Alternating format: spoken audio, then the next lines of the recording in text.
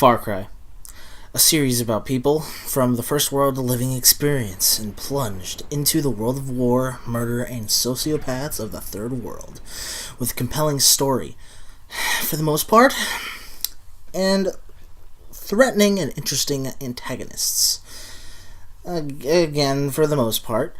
From tropical islands, with super mutants being Far Cry 1, and pirates in Far Cry 3, the civil war of Central African savannah, to the Himalayan mountains with a crazy, charismatic king that kills people for looking at him wrong.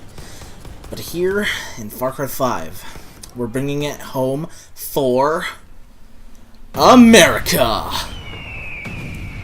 Far Cry is personally one of my favorite first-person series in all of video games, more than the Call of Duty or Battlefield series, mainly due to the fact that they give you big open worlds to explore and everything's in first person, including the cutscenes. I love the whole first person aspect of video games in general. It gives me a sense of immersion in the world, and I can feel like I'm the one going through everything. Before I talk about Far Cry 5 though, I want to go into the series a little bit. I started playing the series almost 5 years ago with Far Cry 3. Before then, I never played Elder Scrolls or Fallout, so I've never played an FPS open world sandbox game before. When it opened up to me, just with the fun in the sun section where Jason Brody, the protagonist, and his friends, including his girlfriend Lisa, I wasn't expecting the amazing game that I experienced soon after when they were captured by the slave trafficking pirates, and of course Jason being Jason, the protagonist. He escapes, and the rest of the game is about saving his friends and learning about who he is and who he wants to be. Now, going through other characters, including Jason, in the Far Cry series, Jack Carver is basically just the stereotypical action movie type. Just, guns, he's basically Duke Nukem of Far Cry. Far Cry 2, silent protagonists. You can choose for up to many different characters. And, I'm just going to call Far Cry, just in this video, FC, because it just makes it easier on myself. All of them are trying to kill the main enemy, the main antagonist, the Jackal. Jason from Far Cry 3 honestly gets the most character development out of any other protagonists. He goes through a lot of personal challenges and personal growth throughout the entire story. I can relate to him not because he's rich or anything like that. It's because he just goes from some guy to someone who's never even shot anyone before, to the warrior we see in a lot of other games.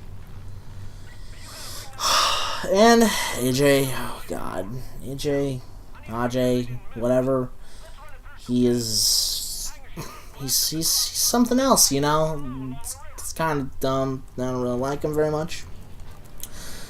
Anyway, to the video at hand here. We're not talking about any of the other games right now. FC5 puts you in the shoes of a rookie sheriff's deputy. You and your team, including the sheriff, are tasked in bringing Joseph Seed, a leader of a doomsday cult, taking over Hope County, Montana. After failing to arrest him, of course you do, you are tasked into bringing down his three siblings, John, Faith, and Jacob Seed. Now, I won't lie, I haven't beaten the game yet. I'm on Joseph right now. So, and this is a no spoiler video. Don't do it, okay? But the first starting island reminded me a little bit of Zelda Breath of the Wild. You were given, just because it's a starting island, right? It's the tutorial island. And it's just, you get to walk around a little bit, you get to do some things here and there, and then the whole world opens up to you after you're done. It's just like Breath of the Wild. It's just like it. But anyway, after the tutorial, you are given the choice to do any of the siblings in any order you see fit. Personally, I'd say Jacob canonically is the final one. Just from what I saw and what I experienced in the game, he is canonically last, in my opinion. I don't know what you guys have to say, but leave that in the comments below if you care enough. Speaking of the game, remind me of other games. It reminds me a lot of Breath of the Wild and Fallout games in particular. They take the compass from Bethesda games and they make it work in their favor. It adds a lot to the game, and the minimap's gone. You're not just looking at a thing in the bottom left-hand corner. Also, all the radio towers are gone. That's right, all the radio towers are gone. The staple since Far Cry 3, yeah, that's gone. But I can't... Zelda, Breath of the Wild, has the towers, right? So Zelda became Far Cry, and Far Cry became something new entirely. This is the Far Cry game I've thrived for since 3. I say that because I'm really mixed with 4. 4, I'll get to that in another video, maybe. I have no idea if I'm going to do one. I don't know. The story wasn't as interesting as it was in FC3, but the game was basically just a skin of FC3 with a different map. It was the same game, just a different map and story. Yeah, it wasn't good. This game is definitely a Far Cry game, but it doesn't. It feels like something. It doesn't just feel like another rehash like 4 did for 3. This game feels like its own entity in the series, especially when everything, even the side stuff, impacts the story movement. From taking out outposts, to saving civilians, to even destroying certain vehicles, Far Cry 5's story continues as you play, and I, for one, like the non-static story mission-to-mission basis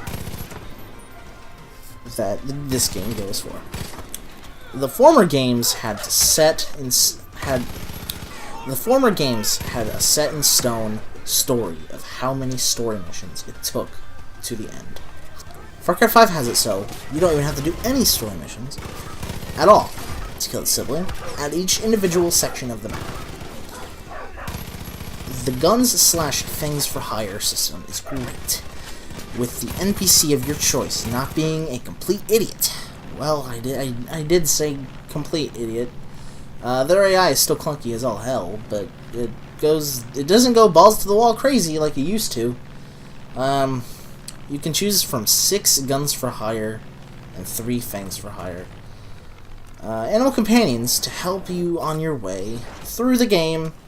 They're great. Just do it. It's worth it every time. All of them are great in their own ways, each having unique skills such as Nick Rye being in a plane giving support, and Boomer the dog tagging enemies for you with his sense of smell and heightened senses.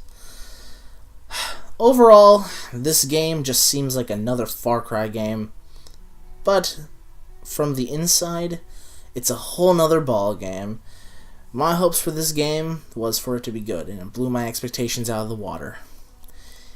If you want a more immersive experience, at least for me, I turned off the auto-aim and shoot with skill rather than let a magic force help me. I don't know, I feel great when I actually play one of these games with skill rather than just relying on the auto-aim. I'm not saying anyone with auto-aim sucks, I'm just saying that, I don't know, I have a more fun experience when it's me doing the work instead of the game. I also turned off some of the HUD, such as the compass, ammo count, and GPS path on the ground when driving. That broke immersion for me. It really did. I didn't care for it. I turned it off. It's been a great ride ever since. And to put this in perspective, I'm the guy who played Far Cry 4 with no HUD at all. So yeah. Speaking of, maybe I'll even make a Far Cry 4 video. I don't know yet. I know when Far Cry 3 Classic Edition comes out, I'd love to do one on that. Thank you so much for hearing me ramble on a game I've been waiting for so long. And thank you for watching this video. Please leave a like, comment, maybe subscribe. And, you know, tell me what your honest opinion was on Far Cry 5 in the comment section. I'd love to have a discussion. It would be pretty fun. I've been Ash Winhart, and I'll see you guys in the next thing I do. See you later.